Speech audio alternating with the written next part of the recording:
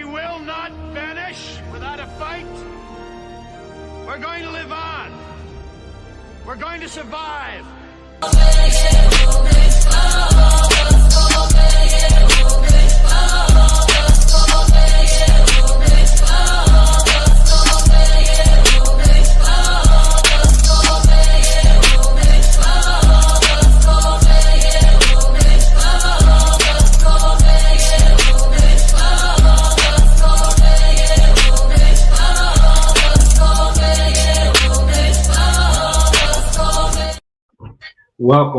Welcome back, family, to another episode of TDC, The Daily Chop. We are your hosts, Damian Deshawn. We got 438 Currency. Shout out to the Daily Chop, man. And Mr. International, Stevie B. What's up, family? What's going on this morning? What's up with you, Deshawn? Not much, man. Just ready to get in. It's been a busy, and a lot of shit to get to. Busy week, a lot of shit going on. Shit on the timeline, shit in the news. Y'all already know what time it is. We ain't gonna waste a lot of time. We're gonna go in and get into that matter shit. Now we gotta be together to win this dadgum game. Now let's go over some things. Listen to me. Defense. If they don't score, we win. Understand something, guys. Nothing worth ever having in this world comes easy. Nothing's gonna come easy tonight. Understand that from the first play to the last play. This team's gonna play your tail off. That's good, because we're gonna play their tail off. That's what it's about. The things you remember in life are the things that are hard to get. Like what you've been able to persevere through, push through, overcome to be where you're at right now. On the field. We're opening holes up there. Get in there and go to the goal line with a dadgum ball. I don't need him fancy Danning. Oh, one of you tailbacks ought to tear it up. If you'll protect our passer offensive line, hell, everybody's getting wide open. That Cadillac was wide open and you let them get to our passer. Protect them. It's a special group of guys sitting in this room. It's an elite group of guys that have done things that never been done at Florida State before. Or doing things that may never be done again. But understand something, every time you go out, you got to prove your stripes. Score of every game when you start, 0-0. You don't get to carry no points over, you don't get to carry anything over.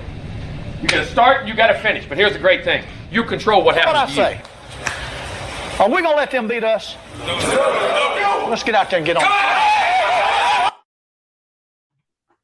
And we're going to start, family. We're going to talk about some of the big news since the early fire or the firings of the two coordinators and the wide receiver coach, and particularly Alex Atkins. A lot of rumors were swirling on his departure, basically leaving the Moore Center. It wasn't one that was pleasant, but like I say, it's a rumor. We don't know, can't confirm, but it was a rumor that he had to kind of be escorted out of the situation. And it seems to be that vengeance is his. And it's showing up in the recruiting circles. But anybody want to go ahead and elaborate a little bit? Yeah, man, I heard Atkins wild the fuck out, you feel me? I heard Atkins was like, I'm leaving here with something. You get what I'm saying? So he snapped. I heard he need the police escort, and rightfully so. They threw him under the bus. You get what I'm saying? They threw him under the bus. He took a lot of the blame. He took the show clause, and you fired him like he wasn't shit. You get what I'm saying? So I can understand his frustration. I can understand him snapping, and he get his get back. You know, I heard he taking an analyst job with the Gators. He's flipping a lot of our offensive line recruit. They already had one flip to the Gators, and you get what I'm saying? So this shit ain't up but karma for Florida State. Yeah. I mean, I kind of feel him on being mad, but, you know, bro, everybody's performance was terrible, bro. I'm going to be honest with you. Everybody on the coaching staff. You feel me? And like 438 said, he took the little ride to whatever, to that NIL meeting. He took that on the chin, you feel me? But, I mean, I'll be upset too. Everybody didn't perform. And I mean, I think most of the blame really should go to Norvell. Mm-hmm. But, you know, somebody got to be the fall man, you know, and I think Atkins was the fall man. But I really think a lot of this was on Norvell. What you got, Steve? Yeah, man, I think what this shows, a lot of it shows, I think, the relationship behind the scenes between Atkins and Mike. Maybe it wasn't as rosy or as polished as we all think. A lot of times when there's a divorce or separation, you really start to see both sides as true colors. So it is unfortunate. I believe Atkins is a good guy. I believe there was no way for him to have stayed on this roster, on this organization, the way the team looked this year, particularly his position group, even after his return. I think there was no coming back from that. So if he took it personal, that's on him. But at the end of the day, the numbers don't lie.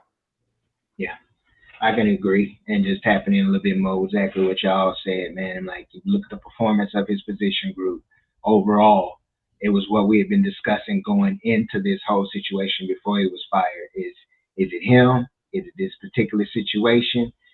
If we keep him, do we keep the class together? It was just a whole bunch of debate. But in the end, man, it's about what you see on the field. And his position group was one of the biggest question marks. Even when we were winning, we still had certain question marks here and there. So, I mean, it is what it is. I wish him the best. No hate, no love lost.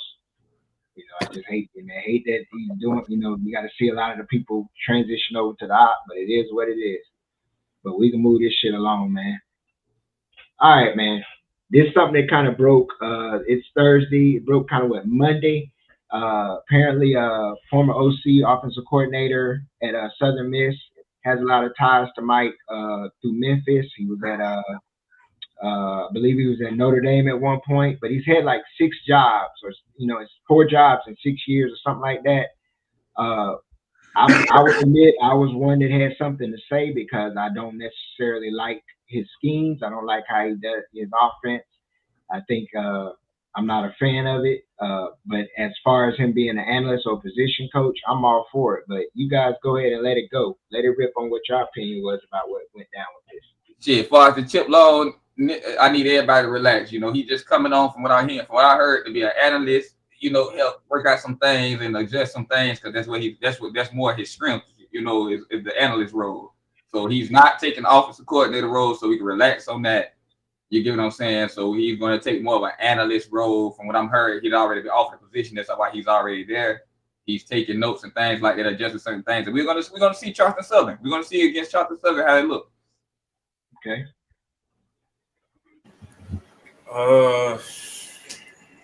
I mean, it is what it is. To be honest with you, obviously he's not coming here to be OC. I don't think that's the big deal, to be honest. But I think as an analyst, we could bring him on as an analyst. You feel me? But what position is he gonna coach? He coaches tight ends. Tight ends. He could coach tight ends. The question is, I'm saying Gary West said I would want him as tight end coach. Yeah, he has a good resume with tight end coaches. Yeah, he is. He would be a great tight end coach. The question is, whoever the OC is, are they going to take him on the staff? I mean, if he already been hired, he gonna be there when he there. He there. He gonna be there when the offensive coordinator get there. Okay. Well, typically I can look at it. Your OC is either going to be a quarterback guy or a wide receiver guy, typically. So if the OC is a quarterback guy, I don't see where the tight end, position coach there would have any problems.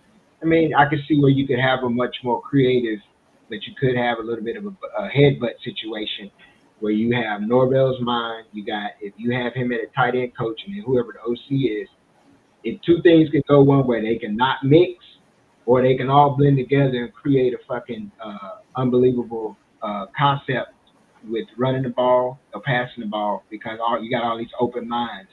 And if they're open-minded to being able to listen to each other and accept criticism, accept constructive criticism, and being able to create design formations and plays, man, I'm for that. I ain't got no problem with him being on staff. I just don't want him as OC. But 438, check your camera, bro. We got some up here saying, yeah, you froze, man. I'm looking at you too. Is that now?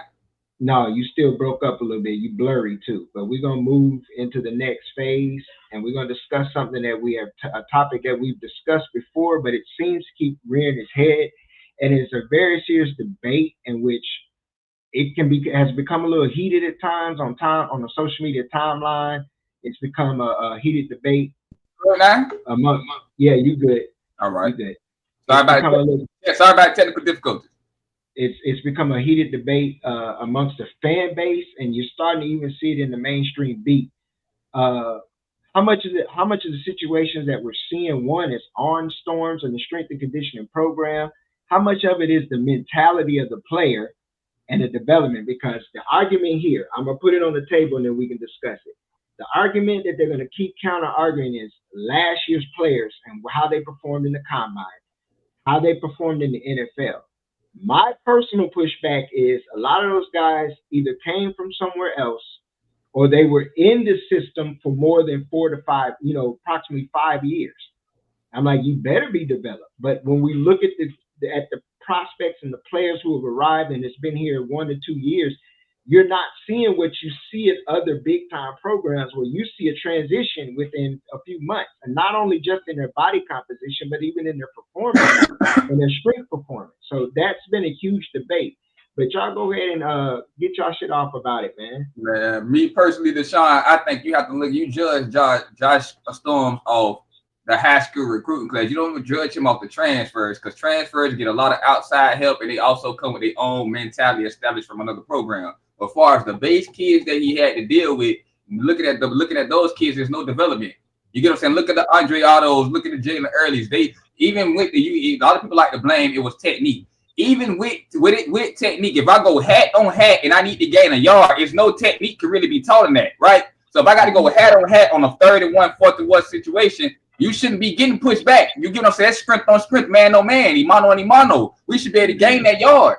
But if we not, we steady getting pushed back, out physical in the trenches, and that strength and conditioning, man. That tour duty shit is supposed to make these kids tough. So it's up to the strength and conditioning coach to instill that mentality during the workouts, during the tour duty, the spring workouts. It's screen that toughness, that weight room. They spend most of the time with the kids. So you can see that they're not physically built as a strength and conditioning coach. Hey, man, I got a weak group.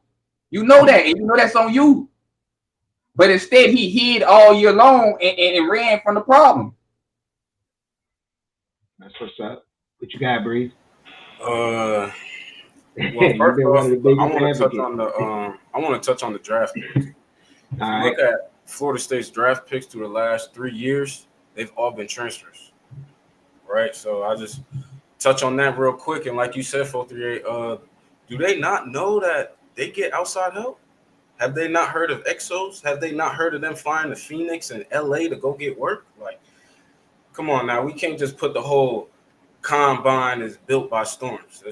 That's not true. It's not true at all. And if we really want to talk about storms, let's talk about the kids that have been in the program 3 to 5 years. What about the kids that been here for 4 years that are on the field right now? What are they doing?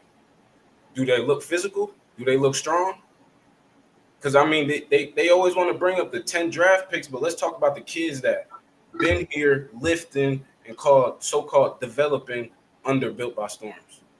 And I don't think it's performing well, to be honest with you, because if you look at the transfers that came in, they were all grown men, 21, 22, 23 years old. They ready to go. What are you going to do with the kids that are 17 coming out of high school and that are about to develop into that 2 to 3 year mark? What are you about to do with them? You feel me? And I think that just goes to show, like, I don't think it's good enough, bro, to be honest. Is it mentality? That's a question I'll ask then, because how much of it do we put on the players? How much of it goes into the players' mentality, even on the field? If they don't have the dog mentality, are they really playing hard enough to demonstrate the strength that they have developed over that time in the system? That's a good question. Steve, you want to answer that one? Yeah, I've already spoken about it. I don't think the man should keep his job. I think there should be some fresh eyes, some fresh faces in regards to this topic. But, at the end of the day, he might go down with the ship with Mike. So he'll get another couple months here, another spring here to see what he can do. And we'll see. Okay. Let me bring this up here because. Hello, one more thing, Deshaun. Go ahead. Conditioning coach at Furman University, it was previously at Houston. In December, that should be getting the call to come to work for Florida State as a strength conditioning coach. I got you, man. But this is a good one here. Brian Mims says Nardo wasn't a transfer. That's right. But he also qualifies as a player that was in the program for 5 years. He was in the program 5 years. So he had 5 years worth of development. I like how he said that, because that's not even a Norvell recruit. No, that's a Willie recruit. That's a Willie recruit. He was a Willie recruit. Come on now. D-Lo, Big Rob did a lot of work with D-Lo on the outside. We know that. Taylor Bethune was a he came physically ready, man. Yeah, out of UCF's program. He was already there. Dylan Gibbons was physically ready. Notre Dame. Jermaine They Johnson. didn't love it. Mississippi State, country boy. He was physically ready. When he got the Florida State with the strongest person on our team. Exactly. You look at who'd you just mention? You mentioned Breezy. You said Jermaine. Look at Jermaine. Yeah, Jermaine came in from Georgia. He spent 2 years in Georgia's weight program. That's what we're saying. And 2 years there, I believe. Was it 2 years in Georgia's program and then a year in JUCO, which I'm not going to give the JUCO the credit as far as his overall physical development, because that's apples and oranges, or when you compare it to our strength, the capabilities of a P5 strength room and weight room and stuff like that, nutrition room, nutrition table. But when you weigh all of those transfers, that's what you have to weigh. The transfers, and then the players that were in the program that weren't transfers, they were in the program for more than 4 to 5 years, about approximately 5 years. But you should see some results on a redshirt freshman. You should see look some at Darius results. Washington. Yeah. He's still slinky bodied. He not you look at it, compare him to a typical SEC offensive tackle. He that shit look like apples and oranges. Yeah. And he a 5th-year player. He a 5th-year player. Nigga down to 25. Yeah. And he still didn't crack 300. We already discussed Jalen Early. Early came in over 300 pounds. He's now under 300 pounds, and it's not yet, came back. And he's been here 3 years in the program. Yeah. It took you 3 years to get him under, and he still hasn't gone back over 300 pounds. I'm like, okay, I can understand the concept that you're trying to break down the fat and build back up muscle with a lower fat percentage, but he shouldn't be 290 pounds right now, especially when he came in at 320. So that doesn't make any sense. But does anybody got anything they want to touch on with this one more time before we move on? Are we good? We good, man. Go ahead, Steve. No, we good. I already said with my piece, man. He's gonna go down with the ship if it don't get right. So it is what it is. I don't think he's going anywhere. We'll see. I just wanted to add the Georgia game. You can just look at this season. That should have been telling right there. Yeah. That Georgia game. Those are people that have been in the program for years, and that's what we're seeing right now. So for people to not think that strength and conditioning has anything or is not a foundation of a program is actually kind of crazy to me. It really don't make no sense. But we'll let them keep thinking strength and conditioning don't matter. Yeah. Not even that, Breezy, to touch on the Georgia game. Not even that will come this year. Georgia Tech game. Georgia Tech manhandled us. Yeah. They manhandled us. SMU. They manhandled us on both sides of the ball. And so, most of that wasn't technique. That was straight scrum. It was really literally out physically us on the line of scrimmage. We couldn't stop them. We wasn't physically able to stop them. That's on strength and conditioning. The nutritional program at FSU is shit. The strength and conditioning program is shit. And Josh Storms is just a big pile of shit. He the flies on top of the shit. You know what? I'll close with this. I'll say to the argument of those who have the argument for the players who were transfers like a Verse, it's exception versus rule. Verse and Johnson, Fabo, some of those players like D'Lo, they were the exception. The rule should be the overall team. So we're looking at the overall strength of the team as a whole and not the sum of the parts. We don't see that in a consistent basis with the underclassmen. We shouldn't be this weak with the players we brought back. And like they said, the Georgia game should have told us exactly what to expect this year. And I also say this: Patrick Payton has been in the program how many years? He was redshirted. He's been at least 3 years. Yeah. And like I said on the timeline, he has the body of a 47-year-old father of 5, and he's under 23 years old, right? He has a fucking beer gut.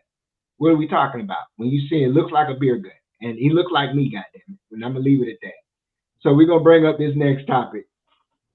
From one situation where we're facing smoke to another one that we can see brewing in Baton Rouge. Testing the climate and the heat index of the fan base in Baton Rouge. Yeah, it's getting real hot. You saw Brian Kelly have some arguments with specific players on the sidelines in the last game in the loss against Florida. Pretty much how he came in with a whole bunch of my family and all of that type shit. And you seeing how it's ending up, it doesn't look like it's going to end well.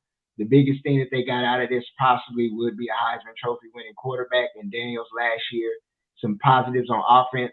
But if you look at LSU, In the trenches, they've been mud, and in the secondary, they've been mud. And that's one staple to any type in the last 20 years in their championship years that that's been consistent. Their secondary's been on point, and their trenches have been on point. Offensive line-wise, it's been solid under Kelly, but defensively, you ain't seeing the consistency there and where they should be. But you guys go on and chop it up about it, man. Yeah, this is typical Brian Kelly. This is what you get. Explosive offenses, no defenses. This is him everywhere he go, from here on to Notre Dame, on to LSU. I heard he's an asshole, and I heard he got something personal going on with Lacey, and that's the reason why he's not being targeted. And if that is, that's very disrespectful to the kid, knowing that, this is money here. And he basically an asshole, and I'm glad he having the season he having. Shit, I hope LSU continue to keep being sorry. Or they continue to suck it in. We 0-2 on that ass in the last 2 years. Fuck them. Yeah. Go ahead, Bree. Or Steve. I think when he got hired, everybody was questioning, was he going to be able to coach kids from Louisiana? You know what I'm saying? You can't take that Notre Dame shit to the country like that and think you're going to get away with it, bro. I think we all seen this coming. I think his seat is getting warm. They might give him one more season after this one, but if they go 6-7 games, they're gonna get him out of there. Like you said, no trenches, no DBs. All you trying to put out is wide receivers, and ain't gonna get it done. What you got? Yeah, I mean, there's been more accomplished coaches fired for less at LSU. I think the personality. He does have an abrasive personality that tends to wear on people. He's kind of cold. He's not as warm. And when you're not winning games, people tend to have a less of a tolerance for that. I mean, when you talk about LSU, outside of Alabama in the last 20, 25 years, there hasn't been a program more successful. And they've already recycled multiple coaches. Multiple of them have won national championships. When you're talking about a state in the SEC, arguably, that doesn't have any other in-state competition. Not arguably, they don't. Georgia's got Georgia Tech, believe it or not, a program on the rise. We know what Alabama has between Bama and Auburn. We know what Texas has. LSU is wide open, man. If you've ever been down there, it's an incredible situation. The boosters donate, kids get drafted. Even for the younger generations, LSU is still kind of the cool place to go. The 2019 team is still fresh in a lot of people's minds, but this is a completely different team. He's going to get a top 5 pick this year with Will Campbell, probably top 10 pick. He's slid a little bit, but to be honest, man, I don't think he gets. If he loses these next couple games here, I think he's done. Yeah, that's what's up. I do too. Well, we're gonna move on. We're gonna stay in the same conference where LSU resides, but we're gonna talk about this a little bit. The bias continues, man. We hate to say we told you so, but it's starting to play out. A lot of things are starting to get set up exactly the way they were last year. The finagling, the lobbying, the bullshit, the lies. You heard Joey Galloway recommend that Indiana's quarterback not even playing the Ohio State game because all they got to do is keep the game close, and Indiana's in anyway. It's just more of the same bullshit that you continue to hear and narratives. I mean, college football has always been a situation where it's been more debate than what happens on the field. This has been an argument for decades of who, the who's versus the who's who, basically, getting away with stuff. I mean, we've seen our own program benefit from it. We've seen numerous programs over the last 20 years benefit from it. But no particular conference has ever gotten in the last 20 years what this conference in the SEC gets. They haven't played anybody out of conference this year other than Clemson, and that's Georgia and Clemson. They have no marquee wins, but yet they get more credit for playing each other than anyone else. This is just more bullshit and bias, but you guys go ahead and let's let them have it. My personal opinion, I really don't see the bias, man. For me as like a person who is a heavy gambler, the SEC, man, is one of the most competitive leagues to play in, man. Most of their games are physical, dominant. I really don't see like if South Carolina be undefeated in the ACC right now. You get what I'm saying? The level of competition is crazy in the SEC. That's why I can understand the bias that they do have compared to other conferences, compared to like a Kansas State or a Kansas, because if Kansas had to play the schedule that the SEC has to play, I believe Kansas wouldn't win the game. You get what I'm saying? So I really don't see the bias. I just believe it's an extremely competitive league. It's basically a minor league of the NFL. Most of your pro athletes are going to come out the SEC. I really kind of don't see the bias. I really don't really see it like that. Okay. What say you, Steve?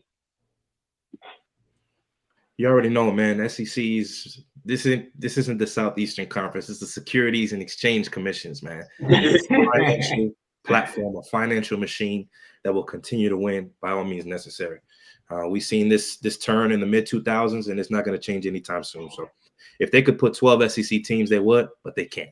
They got to make it seem like everybody has a shot. But that's not the case, man. This whole thing is rigged. This ain't your grandma's bingo game. You already know what's going on there. Typical SEC shit. Go ahead, Breeze. Shit, like he said, typical SEC shit. I mean, we seen they do the little agreement with the Big Ten. I think that was last year or beginning of this season. People should have knew what it was off the rip. As soon as you see that, come on now, they're gonna get 4 or 5 teams in. You feel me? But I guess they call us crybabies when we were saying stuff about it last year. But now this year, they think the 12 teams changed it, but change it. The difference with that was we actually beat an SEC opponent. You get what I'm saying? At that time, that last year team could have actually won the SEC if we was in that team. But the teams that's complaining this year, they wouldn't win more than 7 games in the SEC this year. The SEC is a very competitive league this year, man. Yeah, I mean, I think we all know that's the best conference in football, bro. There's no way around it. You feel me? Don't y'all think sometimes it's year-to-year basis? Because we've seen years where ACC opponents have clipped them. For example, you said South Carolina wouldn't win the ACC, but we saw North Carolina beat the fuck out of South Carolina last year. You see what I'm saying? Yeah, but North Carolina wouldn't have beat Alabama. They wouldn't have beat Alabama. They wouldn't have beat Georgia. They played a bottom-tier South Carolina team. But, the only team that I think in the last couple of years that could have actually competed and won the SEC was the 2023 Florida State Seminoles. Okay. Now, I'm going to give you some pushback just for debate. You said that. Now, let's talk about historically. There's only particularly been maybe, 3 to 4 in the last 15, 20-year programs in that conference has carried the conference. That's Bama, LSU, now Georgia. You can probably sprinkle Florida and maybe Auburn in there. Those are your programs. But you got to look at programs like Ole Miss, Kentucky, South Carolina, Vanderbilt, Tennessee, and everybody else, Texas A&M. You now add Texas and Oklahoma. Let's just be honest. When we talk about the conference as a whole, it's a fucking bunch of propaganda. It's only been propped up by 4 programs. If you want to go back to adding Texas in, Deshaun, and you count how many titles have came from that group of teams you named, is a significant amount. They've been the top dogs no matter what group of teams won it, as long as they won, and that conference still won. So that conference still reigned dominant. The only team that they have the SEC team constantly has been Florida State. We got them in the national championship. We got LSU twice. We popped Ole Miss when we was down. Yeah, that's true. I say, but a lot of other teams personally couldn't compete in that league. That goes into what I've always said. I mean, there's only a handful of programs outside of the SEC or the Big Ten that are even on that level. There's only 3 left. Everybody else is either in that conference. The only teams that programs historically are Miami, Florida State, and Clemson that have proven to be able to go head-to-head consistently with a Big Ten or a SEC program and be able to win because we're in the same footprint. We're in that Southern footprint, and we get Southern players, and we branch out just like they do. I think that plays a big part into the why we're not in that conference. It creates more competition and more frustration for some of the other old school blue bloods in the conference. I can see where it can be frustrating. But you look at other programs like middling programs in that conference, like Arkansas, Missouri, that's been consistently mid-tier, or like your Vanderbilt's. Vanderbilt's having an anomaly type year this year, where normally they've been and they're just propped up just for the academics. But the thing about it, man, with that's my frustration with the conference as a whole. Yeah, you got so many of these bottom tier, mid-tier teams that wear wear everybody else's championships. They wearing Alabama's championships. They're wearing LSU, Auburn, Florida's championships. You shouldn't be able to do that. They're wearing Georgia's championship. And Georgia pretty much just got hot over the last 5-6 years. Yeah. I mean, before that, we were hollering, man, you ain't won shit in 40 years. I can remember when Georgia was mud. And I'm not even talking about the Mark Richt years. All throughout the 90s, and they consistently had decent winning seasons, but nothing like what you see now. That shit was ass. I've lived in Georgia better than most of my life, after moving from Kentucky. And I mean, that's even talking about Kentucky. That's why Mark Stoops still there. That's the most success Kentucky's had since Bear Bryant was fucking coaching. We talking about the 50s, bro. So It's a lot of shit. And even with the Big Ten, and I'm gonna close on this and we'll move on. With the Big Ten, this was something we discussed on the Renegade Report on Tuesday night.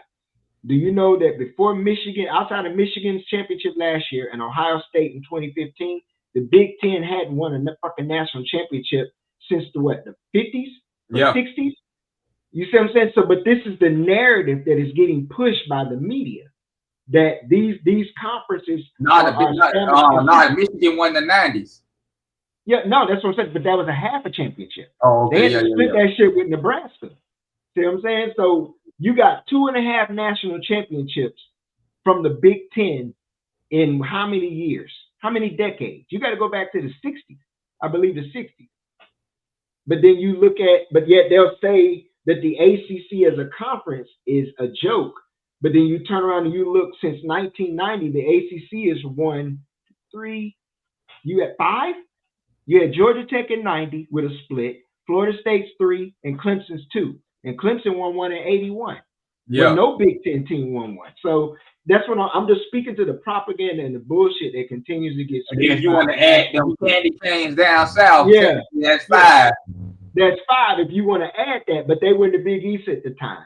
Yeah. But man, we could go ahead and transition and move on. And we're going to talk about a living legend as we speak, continuing on. I'm not a Steelers fan. Shout out Cowboys. It is what it is. But I give credit where credit's due. When you're talking about being a black head coach in a situation in the NFL and showing consistency, whether he hasn't won a Super Bowl in a while, but you got to give the man his flowers, give him all his love.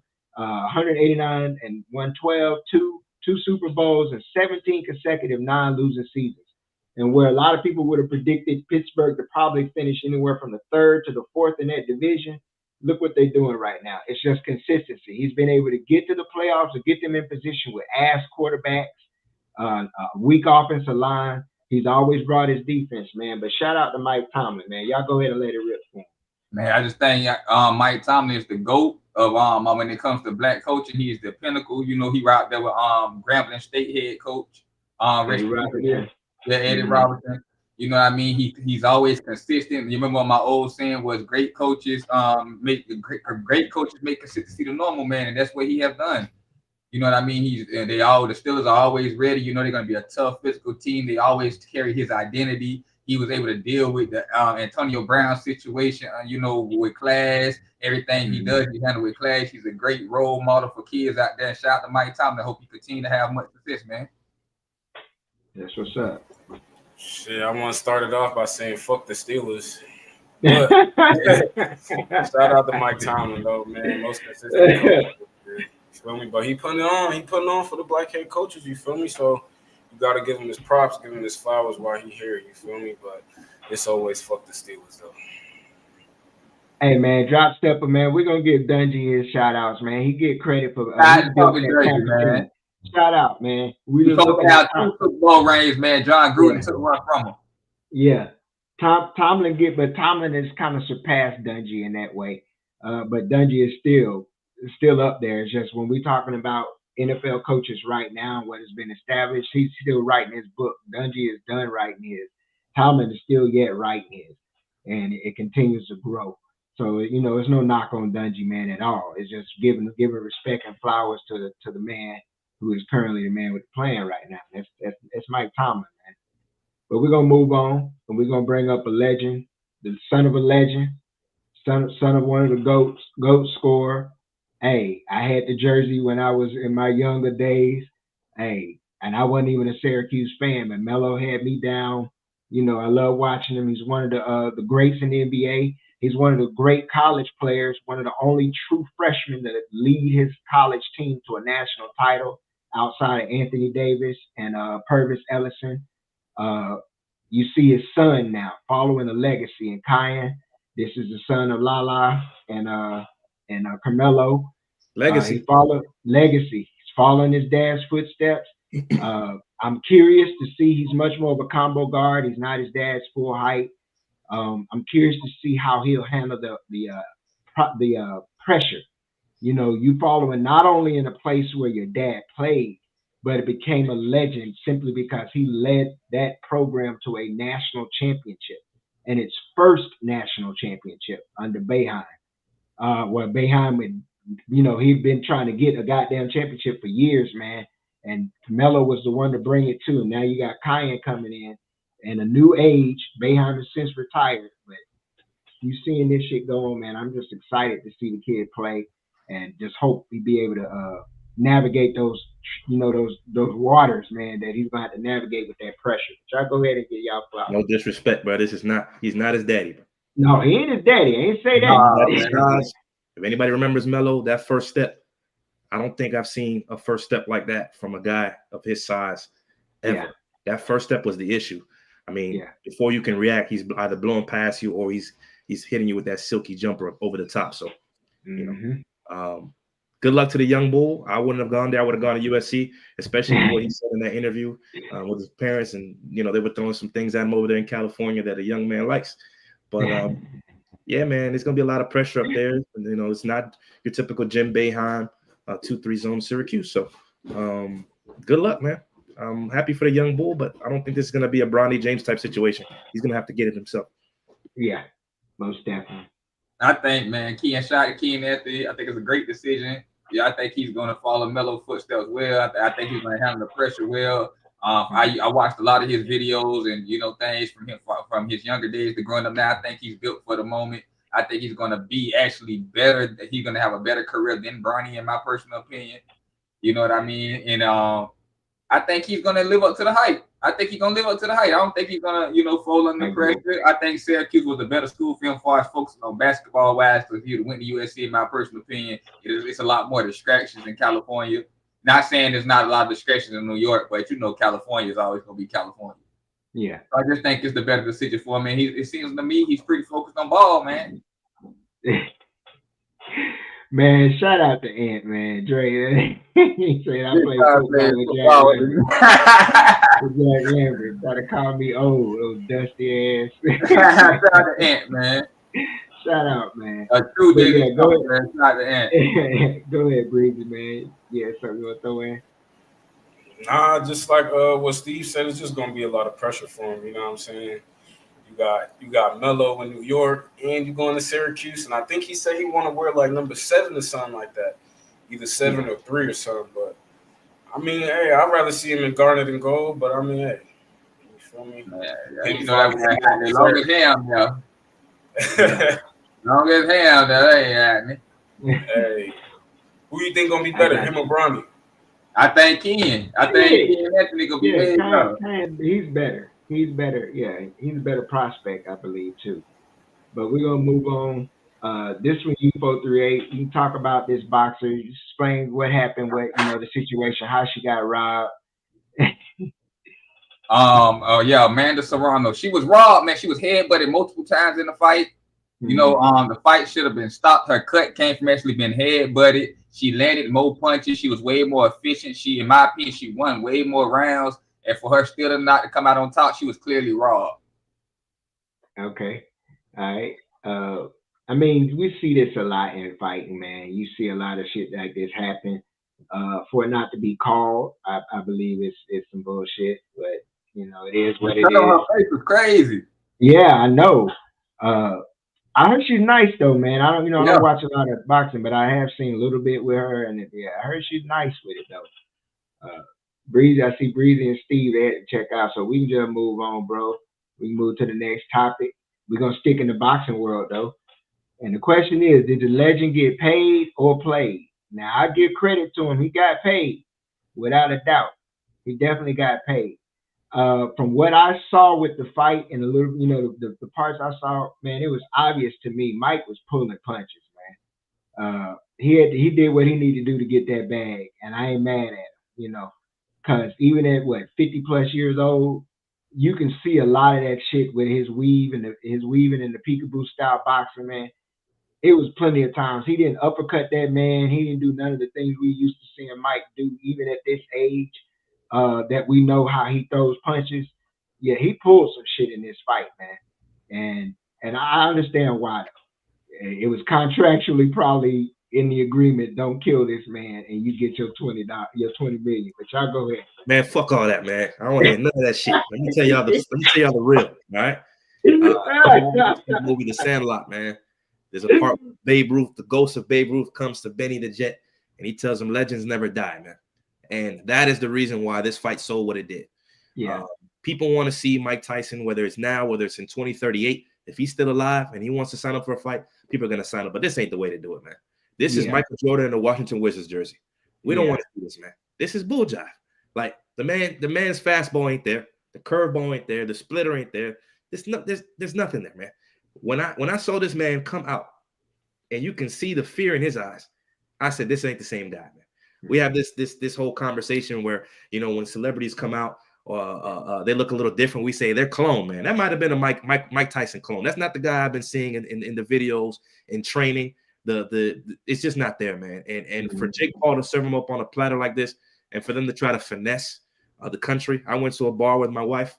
It happened to be on that night. I didn't care to watch it. I wasn't gonna pay for it. I wasn't gonna be on Netflix for it. I probably saw 3 rounds and we paid for our bill and went home, man. This was sad to see.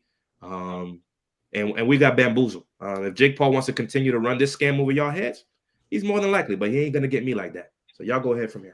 Man, I think I ain't see a man that was scared. I seen a nigga out there knew he had 20 million on the line and he wasn't finna fuck it off. Hey, I'm telling you, Mike say shit.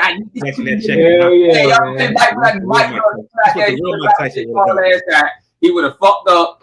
He would have fucked up the bag. But if you clearly watched the fight, you seen Mike was finna. He held back like, oh, all right, let me boom boom. And once he hit Jake Paul with a couple of them, Jake Paul had to hug him. Bring him back in. Hey, Mike, calm it down a little bit, Mike. Yeah. And then Mike, now you see Mike out there. That's why you notice he kept biting on his hands so he know not to swing when man, Mike wanted that money. Mike threw the fight. They finessed the world. And Mike made a bag. Hey, at 58 and still making 20 million, shit, sign me the fuck up.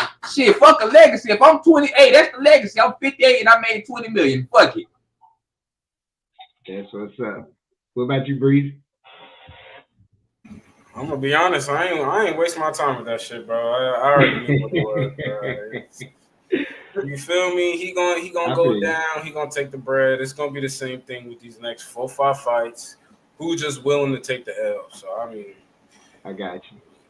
Like you said, 50 years old, making 20 mil. I ain't mad at it. You feel me? I ain't mad at it. Ain't mad at all, man. Get that lag. Keep getting that bag the best you can, man. Shit. But we're gonna move on, man, to the gingerbread man, because that's what I call this man.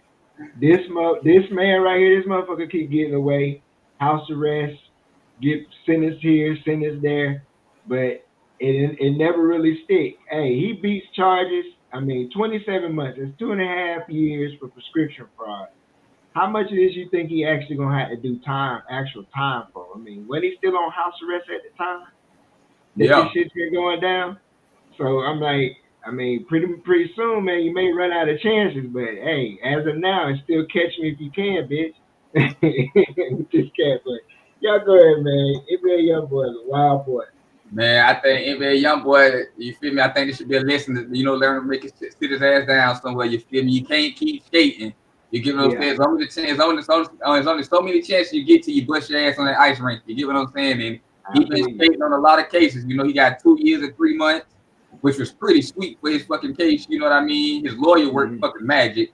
He probably going to get his game time, get time served. He probably served like 14 months, and the rest of it, do like 7 at the halfway house, and the rest of the halfway at a luxurious halfway house or something like that. But man, he caught a street fucking deal, and he should be hella grateful because he could have been doing 10, 15 plus years. So this would be a lesson for him to come out, get his bag. He got like 13 kids. So you need your all 13, your whole side depending on you. You get what I'm saying? You got a whole football team depending on you. So just come out here and take your kids, do what the fuck you need to do, man, and chill the fuck out and keep making music. That's what's up. Anybody else? They ain't touching it. Hey, it is what it is. Shout out to NBA YoungBoy, man. Keep doing your thing, bro. But y'all know what time it is, man. We coming up on the weekend. It's time for that Funyun and Munyon time.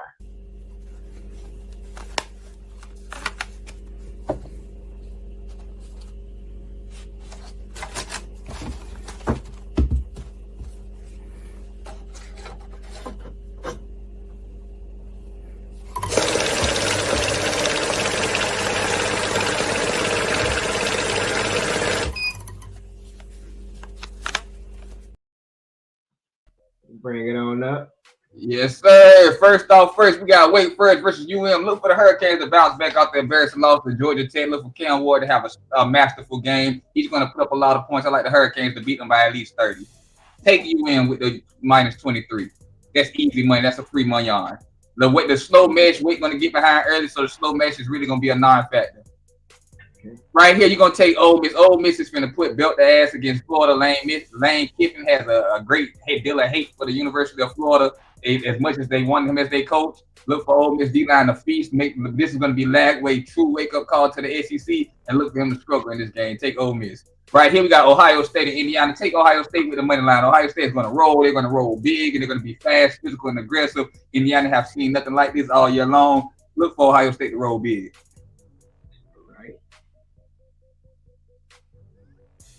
Move on. Right here, man, we're going to take Penn State over Minnesota, man. Look for Penn State to respond after getting beat by Ohio State. Look for them to come out, getting them a 44 involved. Look for the running game to get going. Look for them to play fast, physical defense. Look for them to really put up points on Minnesota. I like Penn State to win by 21 here. Colorado, Kansas. Colorado and Kansas. Give me Prime, man. Prime has Colorado rolling. Shador is rolling. Travis Hunter is the leading candidate for the Heisman Trophy. Look for him to continue his show, continue his shine. Look for Colorado to play fast, physical, put up a lot of points, and Kansas to struggle. Take Colorado. Take Prime. Put your money on Prime. Last but not least, we got Bama versus Oklahoma. Bama is going to put belt the ass. Oklahoma struggles to score the ball. They can't score any points. They're looking for an offensive coordinator as we speak. Alabama is rolling. They're getting the game going. They have the quarterback counter going with the GT counter going with Jalen Milroe very well. And look for Alabama to roll, man. Alabama to roll. All right, that concludes the Funyun for your Munyon. And we went 4-2 by the week. We went 4-2 last week, by the way. 4-2. 4-2. Y'all take it. Take it to the bank. Well, we get ready to hit them YNs. Y'all know what time it is.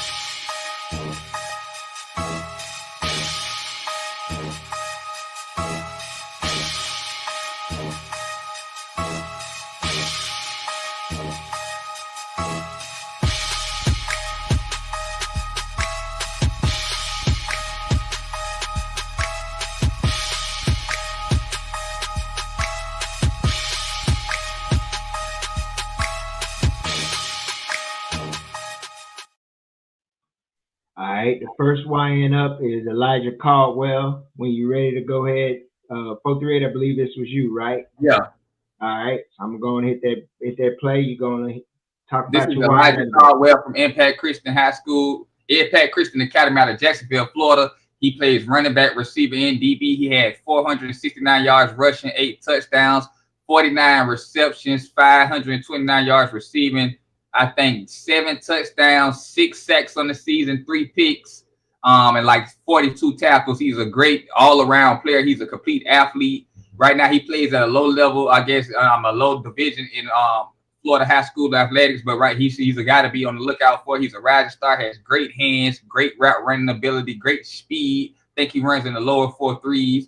This is a kid that should be heavily recruited next year coming out of high school.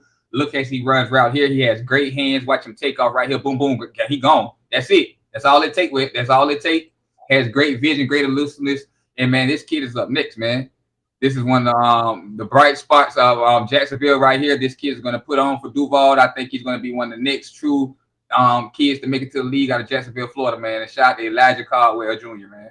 Elijah Caldwell. All right. Next up on the board, we coming with you, Breezy. Going to give you a shout out. We're bringing him up. Hey, man, shout out to Devin Fitzgerald, 26 wide receiver, 3-star out of Phoenix, Arizona. About 6'2", 185. Pretty sure he's the 4th-ranked wide receiver out here in AZ.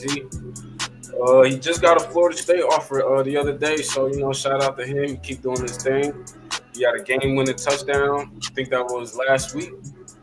I think it was versus Mountain, like Mountain Creek or something like that. I'm not sure which school it was. But yeah, just shout out to Devin Fitzgerald, 6'2", 185. Probably gonna be a 4-star by the end of next year. So hopefully Florida State could, stay on top of that offense. That's what's up.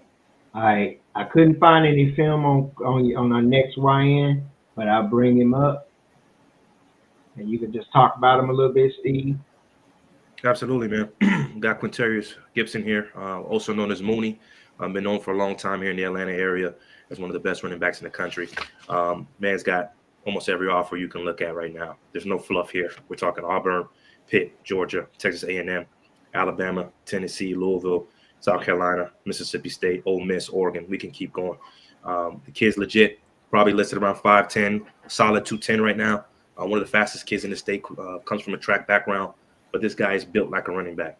Solid down low, super strong up top. 1,700 yards, 17 touchdowns this year in the highest classification in Georgia. So he's not messing around. Yeah. This isn't a kid who's playing beating up on trash competition. Goes to Kell High School, the same school as Jonathan Dwyer, former Georgia Tech running back, who's his running back coach, former ACC Player of the Year. And in the Rivals top 100 that just came out, I believe Mooney is the 90th player. I believe he's the 3rd running back on that list. So sky's the limit for this kid. Power, speed, everything else you need. It could also catch it out the backfield. Mooney Gibson. That's what's up. And last but not least, Justice Terry, Manchester High School, Manchester, Georgia. I think he's still rated a 5, fringe 4, 5-star. I think he was committed to USC. The only question marks about him is consistency with effort. But when he's on, he plays tough. Plays in a good competition out of Manchester.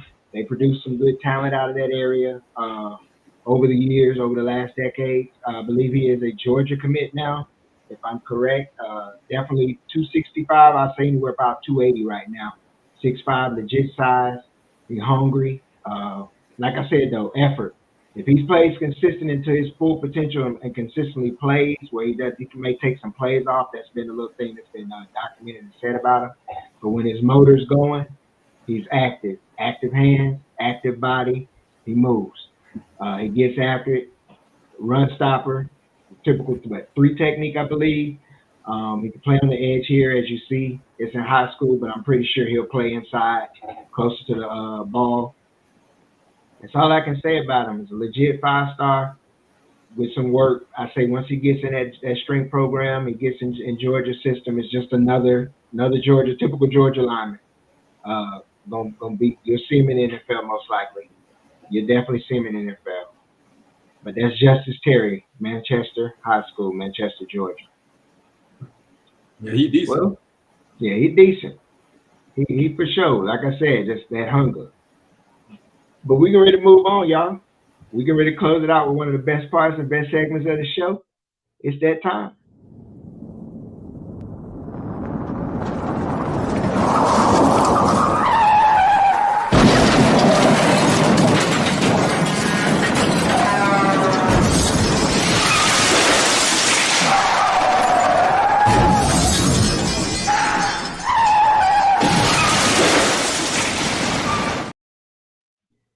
I'm going to throw this one up here because we can put this as a crash out. There was a crash out that happened a few years back, but recently the sentencing has happened. Fourth grade, if you want to take this one, because I think you presented this one with the Lamora Williams is her name. Yeah.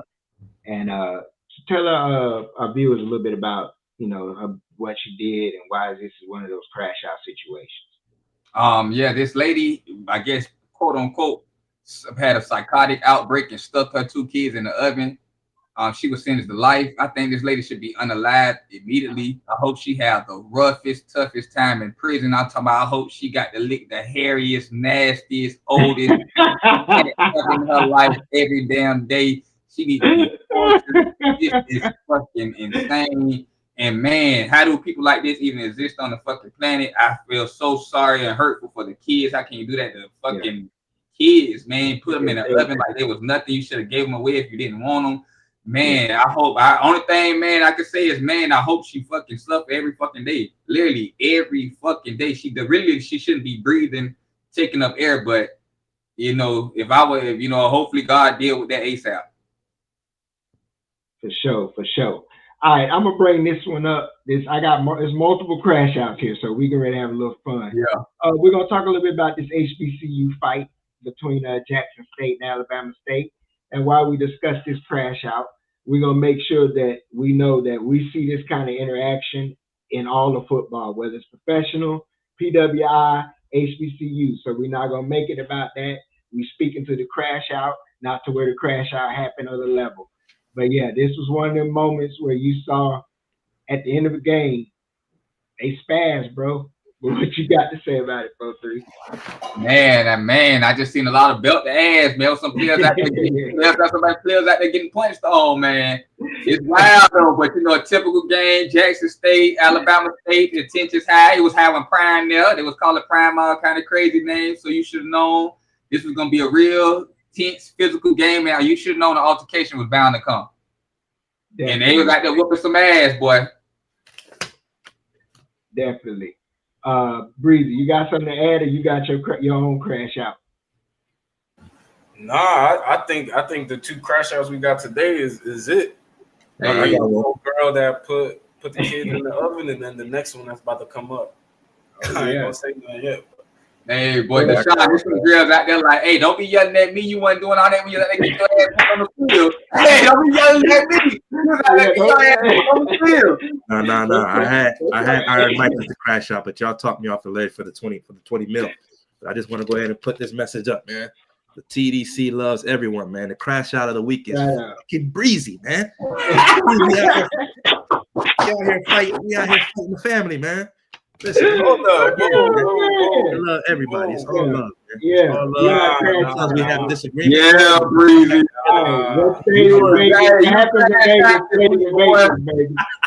You passed it. Hey, that boy breezy. You passed out at 108 miles per hour, boy. Through the roof. Hey, through the roof.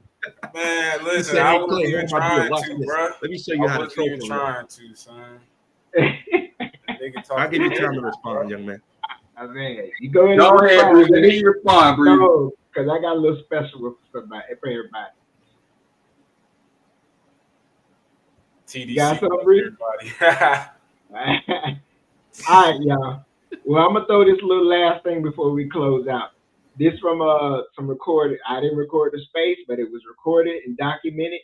Our boy Mojo, everybody know Mojo on the timeline, went off on another one that we know and that we kind of despise, and Drew. Anybody who know Drew on the timeline, we know what time it is. But I got it broken up into 3 segments. I'm gonna give y'all little snippets of it, but y'all enjoy. This nigga getting talked about and he crying in fucking group chats. Did y'all feel bad when he was talking all this shit about other people, or y'all just sitting that motherfucker quiet? Ooh. If that's y'all partner like y'all say it is, y'all need to let that karma eat his ass alive, bro. Because the nigga would host spaces and have motherfucking hours long talks and shit, gossip sessions about everybody else. Not because he crying in y'all fucking group chat, y'all feel bad for that nigga? I don't give a fuck who that nigga friends with. Oh man. That's a job. Since we hold up, Chris. Hold on, Chris. Since we done met the nigga on these spaces, he done lost 3 bitches. But he want to talk about somebody else, old lady leaving them. God damn. Listen, hold on. Goddamn my ass. When we met the nigga, we found out the fat Mexican bitch walked out his life. Then the bitch who robbed him walked out his life. Then he had to sell his fucking dog to pay parking tickets. That's the third bitch he done lost. He got robbed. Yes. Like y'all cool with G Willie. Y'all act like y'all cool with me. When he's saying all this shit about us, what y'all telling him? Not a motherfucking thing. So don't no, we ain't gonna stop talking about that bitch ass nigga. Let him cry in the fucking group chat all he wants. I say you snap. I'm laughing. Yeah, Lance, you know why you laugh? Because he doesn't do it to you. Y'all say, oh man, let him back in here. Y'all know how Drew is. I don't give a fuck how he is. That nigga needs to take his motherfucking medication. Lance, it's funny because. And there's a shout out to Mojo, man. I got the full recordings, but I can only give snippets because we'll be in this bitch all damn day cracking up, man. But shout out to Mojo, man. He definitely cooked. He cooked Drew ass in all 3 segments of those recordings. I appreciate the comedy, man. Mojo keep it a bean, and he say what he got to say. He stand on his principle, man, and he stay on the Miami fan base. And that boy say, how you got robbed by 3 bitches? But that last one said he had to sell his dog for money. He said, sell his dog, man. My man, crazy. That's crazy. Mojo is wild, boy. He said that's the 3rd bitch he done lost. But he sold his dog. Oh my goodness, man. But that's man, crazy. we really like to thank everybody for tapping in, man. We really appreciate everything, all our viewers. Subscribe. Make sure that you hit like, share, and subscribe. Hit that notification bell. You can follow us on Twitter, on Instagram. We're building a page for Facebook for them old heads like Ant. So they better go over there and watch the shit and be able to follow shit. It's coming. Be on the lookout. Merch coming down the line. We're going to start building shit. We're trying to go places. Y'all just continue to go with us and grow with us. That's all it is. And flow with us because we're going to man. Shout out to the Daily Chop, man. Shout out to the Daily Choppers, the ones that's constantly consistent watching, man. Shout out to y'all. We nothing without y'all. Merch coming soon. I've been getting hit up by merch, so merch is dropping soon. Logo Matter shirts is dropping soon. The Daily Chop merch is dropping soon. We having sweatsuits, Letterman jackets, shirts, anything is dropping soon. Shout out to my boy Breezy. Shout out to my production guy, Deshaun. Shout out to my boy Breezy with the media. Shout out to my man Steve with all the credentials, the man with the camera, Mr. International, man. You know I'm the money, man. This is your boy 438, man. This is the Daily Chop. This was a great episode. Thank everybody for tuning in, man. And hey, we're gonna have to get some money on, some gas, some fun on. And hey, you flip that money on, you can get you some bunions. You already know how it go. We ain't gonna let nobody stop our show, man. Y'all know what it is. And we out. We will not vanish without a fight. We're going to live on. We're going to survive.